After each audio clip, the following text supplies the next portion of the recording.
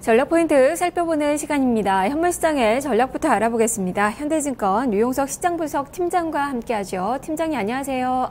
네, 안녕하십니까. 네, 오늘도 변동성이 워낙 크네요. 코스닥은 또 밀렸다가 지금 다시 플러스권 또 전환되면서 한 0.6% 정도 오름세가 나오고 있는데요. 자, 한 주간 증시 오늘 여는 그 월요일에 시작이 됐는데 지난주와 좀 마찬가지의 시세가 좀 나타나고 있습니다. 한 주간 증시는 좀 어떻게 그리고 계십니까? 예, 대형주, 그러니까 코스피 전체적으로 보면, 5월달 고점 대비해서 대형주가 하락을 먼저 주도했지만, 대략 17.2% 정도 하락을 했습니다. 통상 이제 20% 정도까지 하락을 우리가 변동성의 최대치로 보고 있습니다. 그러니까 앞으로 지수가 변동할 수 있는 마지노선은 대략 한 2에서 3% 정도 범위고요. 그걸 지수로 환산하면 한 1850선 정도. 공교롭게도 이 지점이 확정 PBR 기준 정부 가치에 대해서 1.0배 수준에 해당됩니다. 따라서 이제 금융 위기나 뭐 크레딧 위기, 글로벌 전체적인 경기 침체를 가정하지 않는다면 증시 패닉이 충분히 반영된 지수대에 진입했다고 볼 수 있습니다. 그러니까 밸류에이션 기준으로 보면 매도 권역보다는 이제 매수를 대응해야 되는 권역까지 이제 진입한 건데요. 문제는 변동성 지표들이 여전히 진행되고 있다는 게 현재의 대응을 좀 어렵게 하는 것 같습니다. 현재 변동성을 대표하는 내용들을 보면 이제 중국 제조업 지표 둔화를 볼 수 있겠고요. 이게 중국의 디플레이션 우려를 재확산하는 지표가 되겠습니다.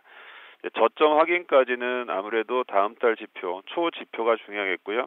중국의 정책 대응도 여전히 관심인데요. 아직 지난주에 중국이 지급준비율 인하 같은 정책 대응이 나오지 않았기 때문에 변동성 지표로 좀 남을 것 같고요.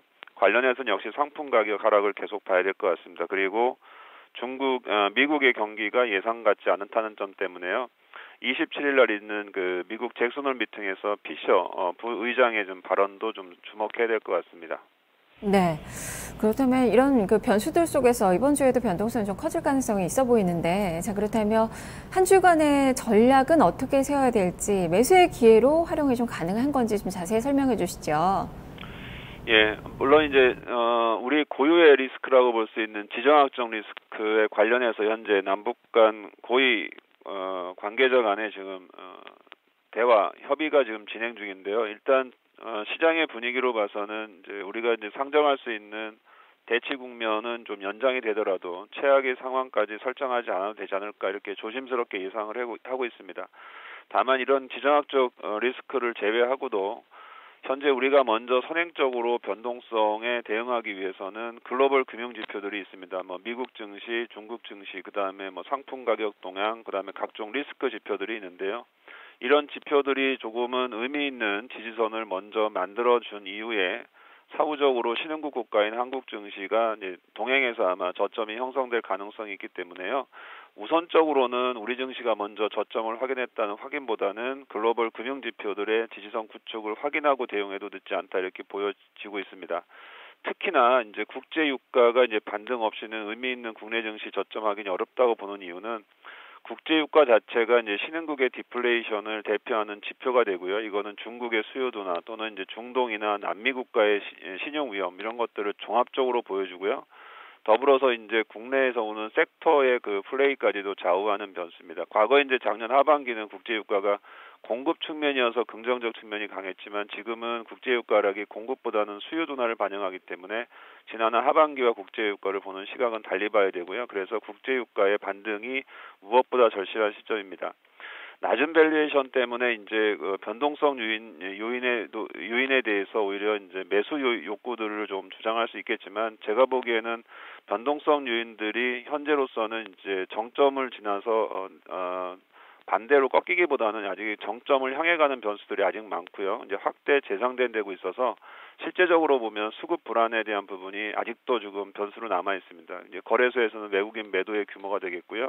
이제 코스닥이나 개별 종목 같은 경우는 초반보다는 장 중반 이후에 수급 변화가 예상될 수 있기 때문에 아직은 좀 리스크 관리가 선행될 필요가 있지 않나 이렇게 보고 있습니다. 네, 싼 가격이지만 그래도 리스크 관리를 해야 된다. 자, 그렇다면 구체적으로 오늘 장에 대한 투자 전략은 어떻게 주실지 간단하게 설명을 해주시죠. 예, 어젯밤에 중국 국무원에서 중국의 이제 연금 자산의 30%까지도 주식을 늘릴 수 있는 방향을 결정을 했습니다. 이전에 이제 증권 안정기금을 마련해서 2,500억 위안의 주식 비중을 늘렸다 이렇게 대응했는데 이번에는 연금을 동원해서 자산의 비중을 주식 자산을 30%까지 늘리기로 했는데 물론 순차적일 겁니다. 당장 읽어야 하는 건 아닐 거고요. 아마 이제 3,500선 지지를 위한 강한 조치라고 볼 수 있는데요. 추정 금액은 우리나라 돈으로 환산하면 200조 원, 위안화로는 1조 위안 정도로 추정하고 있습니다. 이 발표가 나왔기 때문에요. 오늘 10시 반에 시작하는 중국 증시가 3,500선, 최저로 보면 3,450선을 지지하는지 여부에 따라서 오늘장 국내 증시 변동성이 좀 좌우될 가능성이 높습니다.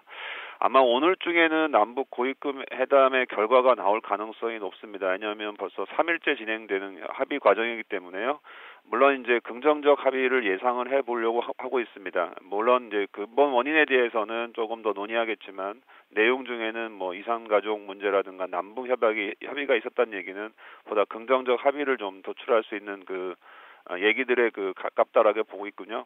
근데 물론 이 합의점에 도달했을 때 이제 불안 심리 중폭에는 많이 해소가 되겠습니다. 그러나 이제 남북 관계 문제가 증시 조정의 근본 문제는 아니고요. 파생된 문제이기 때문에요. 그보다는 앞서 말씀드린 중국이나 앞으로 나타나는 경제 지표에서의 방향성을 더 읽어내는 국제 유가에 좀 더 주목할 필요가 있고요. 이런 과정에서는 아무래도 이제 경기 방어주 중심으로 시장의 대응이 나서는 것이 최소한의 전략이 아닐까 이렇게 보고 있습니다. 네, 알겠습니다. 말씀 잘 들었습니다. 네, 유용석 시장 분석 팀장과 함께 현물 시장의 전략을 알아봤습니다. 이어서